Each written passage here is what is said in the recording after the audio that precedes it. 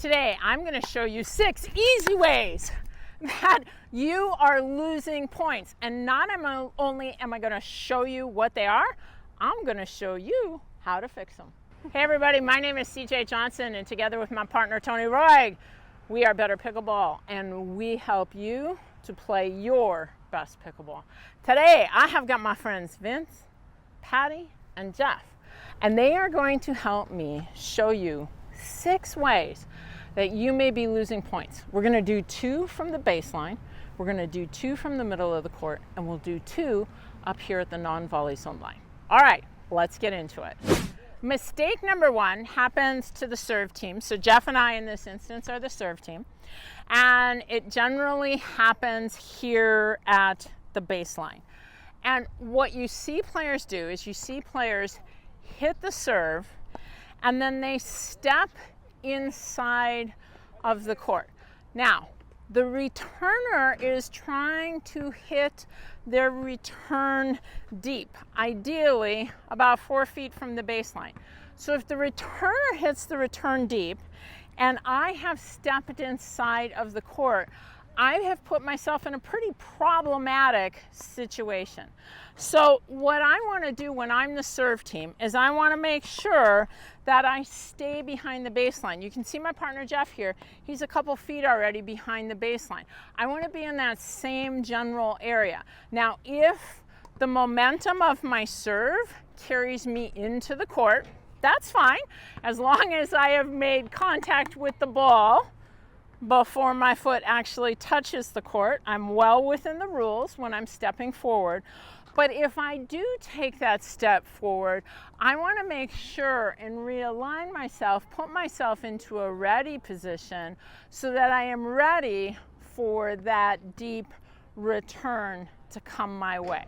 So let me first show you the mistake. I'm just going to show it to you. There's not a return coming back to me right now. I'm just going to show you the mistake after the serve. So what we see is we start here in a nice position, but then we see the server do this, and they come in here and they actually stay in the court.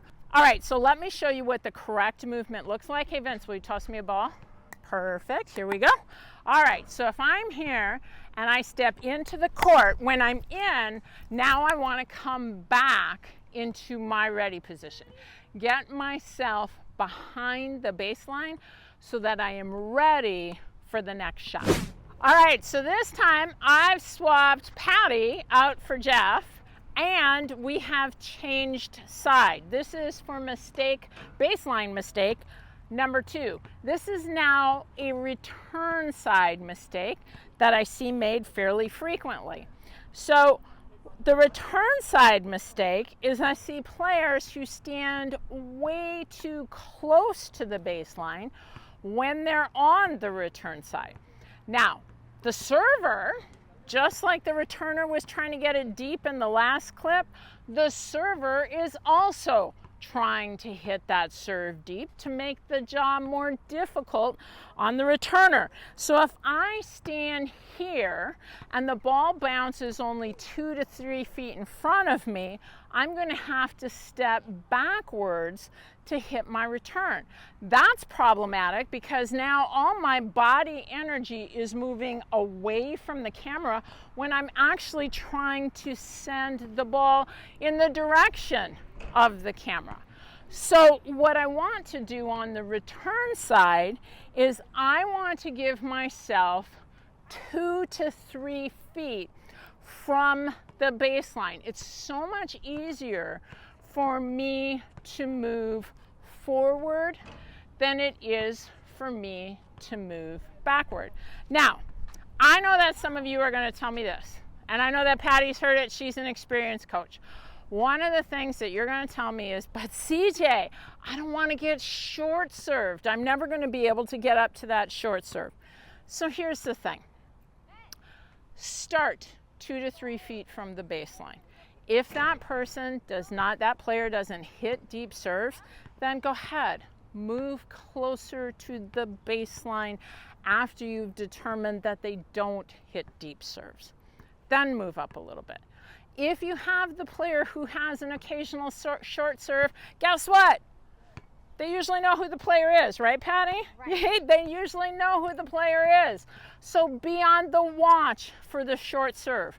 But do not let the player who occasionally short serves you put you in a position that's problematic with the other 90% of the players you play against. So on the return side, start 3 feet from the baseline. If you've got someone who's got a really big serve, you might need to get your butt up against the fence. If you've got someone who's doing that short serve, then go ahead and move up a little bit. But begin 3 feet from the baseline. Respect your opponent's serve, and you're going to give away fewer points. Mistake number 3 that's killing your game. Again, we're going to be back on the serve side right now. I have swapped out. I have Vince. He's coming over here. We ready to go? We ready? Yeah. Okay. We're ready to go. We're ready to go here. All right. So mistake number 3 happens on the serve side, and it frequently happens on the third shot of the game. So I have hit the serve. Our opponents have returned it to us. And now we're going to be hitting the third shot. And typically what we see players do often is once the third shot does not go to them, they start running forward without seeing what's happening with the ball. So Patty, go ahead, hit that shot to Vince. So he's got the third shot. And now I run forward. If I'm running forward, without determining what's happening to that ball, I'm putting myself in a position where I cannot defend a high shot. So what I want to do is when the third shot doesn't come to me, is I want to look over at my partner. I want to see what's happening.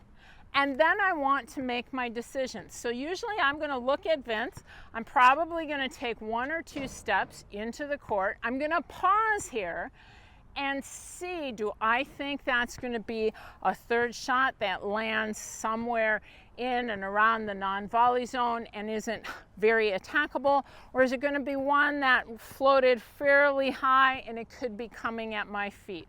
So we're back here. Again, we're on the serve side. Patty, I'm going to have you go ahead and send one to Vince. Vince is going to hit a third. I'm here, and I would wait. Now, that one was high. I was here, and I was in a position where I could actually defend that ball. So before you move forward, on not just the third shot, it could be the third shot or the 5th shot, or the 7th shot, anytime that we, as the serve team, have not gotten to the non-volley zone line, before you move forward, if you're not the person hitting the shot, stop, evaluate what's happening, then make your decision on how you're going to move. Okay, I got my partner Jeff back. Man, it's amazing how everybody's rotating around here today. All right. So this mistake, let's see, we are on mistake number 4. Mistake number 4 can happen either on the return side or the serve side. It more likely happens on the return side. So Jeff, I tell you what, I'm going to have you go up to the non-volley zone line. We're going to make me the returner. Here's what often happens is I'm the returner, I'm in my ready position, like we talked about in, I think it was, I don't remember if it was mistake 1 or 2, but it's one of those. If you don't remember, go on back and look at it. So here I am, but now the ball's going to be short. And because the ball is short, I've obviously got to move forward for it. But what we see a lot of players do is when they're moving forward, they run into the ball and they don't stop before they hit it. All right, Vince, go ahead and feed me a short ball. So I'm here and I'm running forward, and all my energy goes from my body goes into that shot. Well, that energy has to go somewhere. It goes into the ball. So when it goes into the ball, either the ball flies long or it happens to be a pop-up. So ideally, what you want to do is you want to stop your body momentum before you actually hit the shot. Now, here's the deal. There are some teachers, there are some coaches out there that will teach you to take that shot on the run. And the theory is that it's going to help you to get to the non-volley zone line faster. Okay, I buy it. But here's the second part of that equation. You have to account for the energy from your body when you do that. If you don't, the energy from your body is going to be transmitted into the ball. For me and for Tony, how we coach, we rather have fewer sources of energy because ultimately that's how you're going to get more consistency. All right, so we've gone through 4 of these. We have 2 left at the non-volley zone. But before we get to the non-volley zone, do you find yourself making any of the first 4 mistakes? If you do, put the number of the mistake down below inside of the comments. Mistake number 5, we are now all up at the non-volley zone. This is where the fun really happens inside of pickleball. But mistake number 5 is something I think all you guys heard this when you first started playing, right? Was don't step in the kitchen. Don't step in the non-volley zone. So we get really fixated thinking about our side of the non-volley zone. But here's the deal. That side of the non-volley zone where Vince and Jeff are standing, that side's made for me and Patty. Just like this side of the non-volley zone is made for Vince and Jeff. So I want to think more about that side of the court. So let's go ahead, let's start a dink game here. So when I'm here, I am focused on not stepping into the non-volley zone line. But that's a perfect example of I brought Jeff in to the NVZ. He came in to get that short shot. The ball goes up in the air, and now I have a chance to attack. So how can I use the non-volley zone line on the other side of the net to create offense? So focus on their side of the net, not on mine. All right, mistake number 6, and I see this happen on both dinks as well as on volleys. I see players who, instead of taking short swings, whether it's a dink or a volley, they take really large swings that look like that. All I need for that shot, if it's a dink, is a really short swing. Now it's the same thing. Patty hit me a volley on the next one. It's going to be the same thing on a volley. I just want really short swings. And if I'm attacking, that puts me in a better position to be able to attack. Because if Patty counters, now because of that short swing, I'm back to my ready position more quickly. So when you're up at the non-volley zone, whether it's a dink or a volley, make sure that you take small swings appropriate to the shot that you're hitting.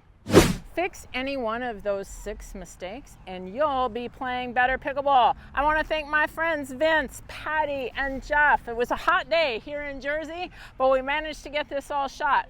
Oh, you need that code word.